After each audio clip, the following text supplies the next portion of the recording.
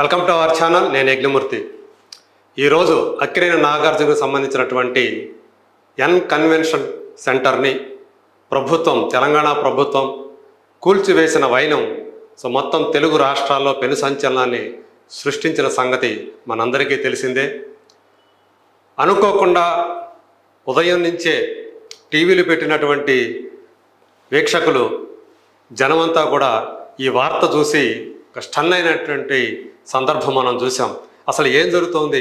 అక్కినేని నాగార్జునకు సంబంధించినటువంటి ఎన్ కన్వెన్షన్ని కూల్చివేయటం ఏంటి ప్రభుత్వం అని చెప్పేసి ఎవరూ కూడా ఊహించని రీతిలో ఒక్కసారిగా జరిగినటువంటి ఈ పరిణామం ఏదైతే ఉందో ఇది అందరినీ కూడా ఉలికిపాటుకు గురి చేసిందని చెప్పాలి.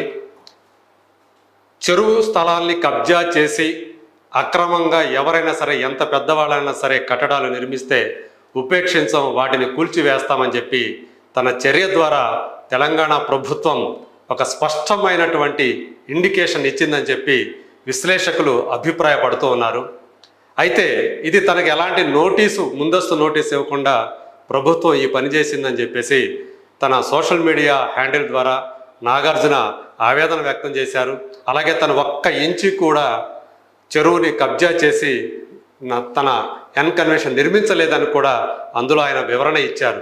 సో ఈ నేపథ్యంలో అంటే యాక్చువల్గా దీనికి సంబంధించి తను ఇదివరకే కోర్టు నుంచి స్టే ఆర్డర్ ఉందని చెప్పి ఆయన చెప్పడం, అయితే అలాంటి స్టే ఆర్డర్ ఏమీ లేదని హైడ్రా కమిషనర్ రంగనాథ్ గారు ఆయన స్వయంగా వివరణ ఇవ్వటం ఇప్పుడు మనకందరికీ ఒక తెలిసినటువంటి విషయం. ఈ నేపథ్యంలో అసలు ఒక్కసారి మనం ఒక మ్యాప్కి దగ్గరకు వెళితే ఆ ప్రదేశానికి మాదాపూర్లో ఎన్ కన్వెన్షన్ అనేది ఏదైతే ఉందో అది ఆ స్థలం అసలు ఎంతవరకు కబ్జాకు గురైంది, ఇదివరకు అసలు ఎలా ఉండేది, ఇప్పుడు అసలు ఎలా ఉంది అనేది ఒక్కసారి మనం ఇక్కడ మ్యాప్ ద్వారా మనం తెలుసుకునే ప్రయత్నం చేద్దాం.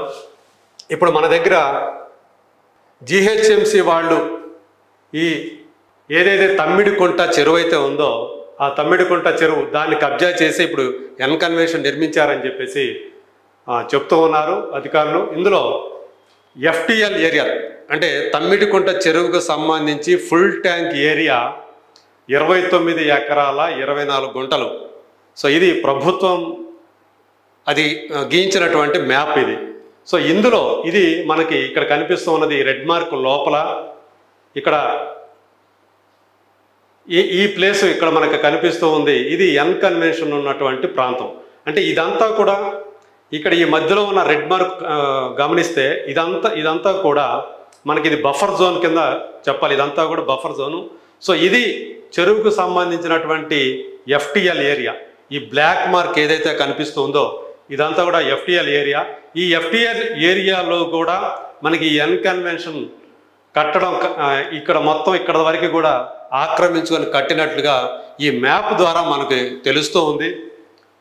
సో ఇది దాదాపు అంటే ఈ ప్రాంతం 1.1 ఏకర్ అయితే ఈ బఫర్ జోన్కు సంబంధించి ఇది 2 ఏకర్స్ ల్యాండ్. మొత్తం 3.1 ఏకర్ ల్యాండ్ని మొత్తం ఈ చెరువు ల్యాండ్ని ఈ ఎన్ కన్వెన్షన్ వాళ్ళు ఆక్రమించి కట్టారు అని చెప్పేసి ప్రభుత్వం చెప్తున్నటువంటి మాట, హైడ్రా అధికారులు చెప్తున్నటువంటి మాట.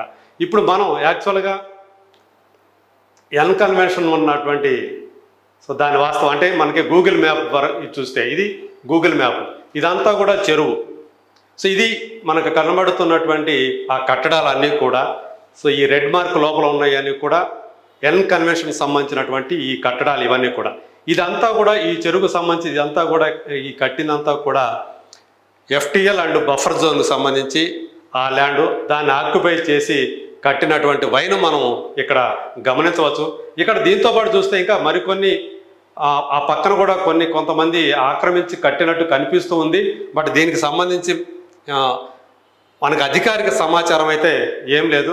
బట్ ఏదైతే ఉందో ఈరోజు ఈ మొత్తం ఇక్కడ మనకి కనిపిస్తున్న ఈ రోడ్లు ఏవైతే ఉన్నాయో ఈ రోడ్లు మొత్తాన్ని కూడా దీనికి వెళ్ళే అంటే ఎన్ కన్వెన్షన్కి వెళ్ళే మార్గాలు ఏవైతే ఉన్నాయో ఇక్కడొక మార్గం, ఇక్కడొక మార్గం, ఇక్కడొక మార్గం, ఇటువొక మార్గం, ఇటువైపు అలా ఇటువైపు ఉన్నాయి కదా, ఇవన్నీ కూడా బారికేడ్లు ఏర్పాటు చేసి దాదాపు 200 మంది పోలీసుల్ని బందోబస్తుగా పెట్టి హైడ్రా అధికారులు ఈ ఎన్ కన్వెన్షన్ అక్రమ కట్టడాల్ని అంటే వాళ్ళు మార్చి చేసినటువంటి ఆ కట్టడాలను మొత్తం కూడా ఈ ప్రాంతంలో ఉన్నటువంటి వాటిని కూడా వాళ్ళు కూల్చివేసిన విజువల్స్ అన్నీ కూడా ఈరోజు మనం మీడియాలో చూస్తూ వస్తున్నాము.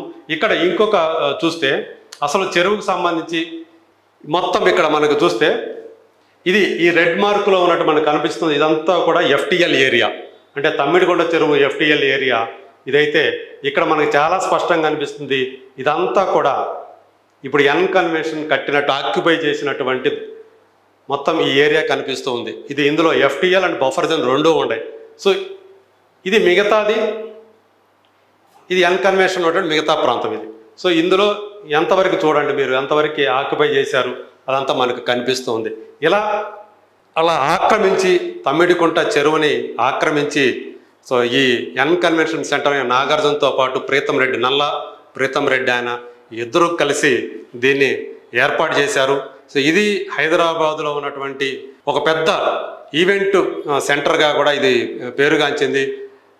హైఫై లైఫ్లో ఉన్నవాళ్ళు అలాగే చాలా ఎవరైతే చాలా ఘనంగా తమ కుటుంబ ఫంక్షన్స్ కానివ్వండి వేరే ఏవైనా కానివ్వండి ఇక్కడ ఏర్పాటు చేయాలనుకునే వాళ్ళకి ఇది ప్రధానమైనటువంటి చాలా డిమాండ్ ఉన్నటువంటి కన్వెన్షన్ సెంటర్గా పేరు పొందింది.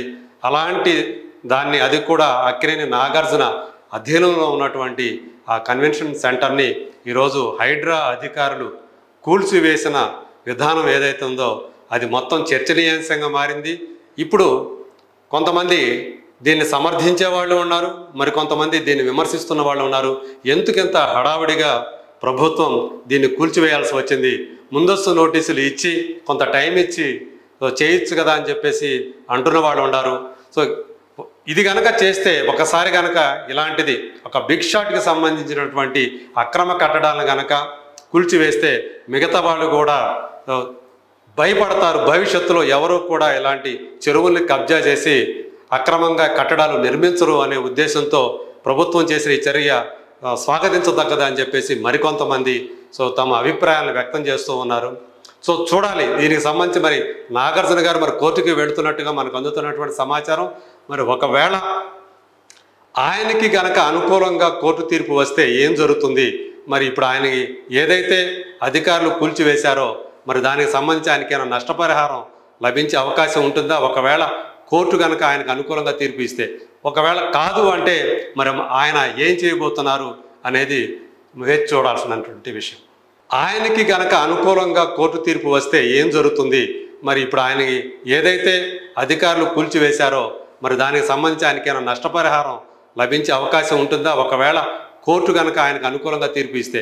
ఒకవేళ కాదు అంటే మరి ఆయన ఏం చేయబోతున్నారు అనేది వేచి చూడాల్సినటువంటి విషయం.